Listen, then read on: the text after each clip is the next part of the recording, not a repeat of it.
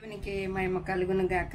దేవాతి దేవుడు మరి అనుక్షణము మనలో ఉంటూ ఉన్నాడు. ఆయన గలతీలకు రాసిన పత్రికలో 4వ అధ్యాయము 6వ వచనములో దేవుడు చలవిస్తూ ఉన్నాడు. మరి ఆయన కుమారుని మన హృదయంలోనికి పంపించి ఆయన అబ్బా తండ్రిని మొరపెట్టుకునే ఆత్మను దేవుడు మనలో ఉంచున్నాడు, మన హృదయంలో ఉంచి ఉన్నాడు. ఆత్మీయంగా మనం దేవుడు మనతో లేడు అని ఒక అవిశ్వాసులు అనుకుంటారు.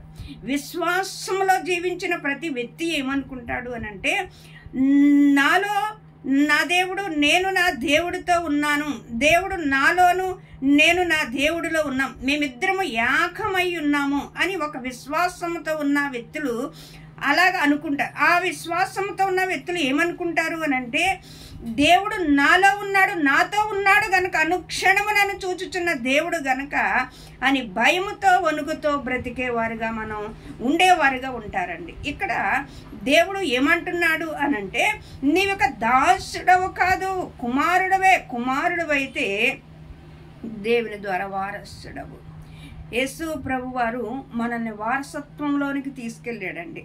ఒకప్పుడు మనము దూరస్థులము, ఒకప్పుడు మనం దేవుని అడుగు జాడలో జీవించిన వారం.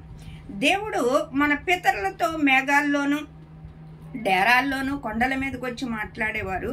అయితే దేవుడు మనతో అయితే ముఖాముఖిగా మాట్లాడటానికి దేవుడు నీ హృదయాన్ని నా హృదయాన్ని కోరుకున్నాడండి. మన హృదయాల్లో ఆయన నివాసము చేయుచున్నాడు. దేవుడు కొరింథీయులకు రాసిన పత్రిక 3వ అధ్యాయంలో అంటున్నాడు, మీ దేహము నా ఆలయమై ఉన్నదని మీరు ఎరగరా.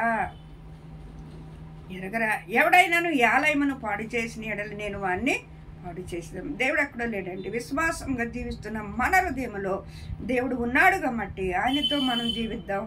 ఆయన కృప నిరంతరం ఉండునుగాక. ఆమేన్.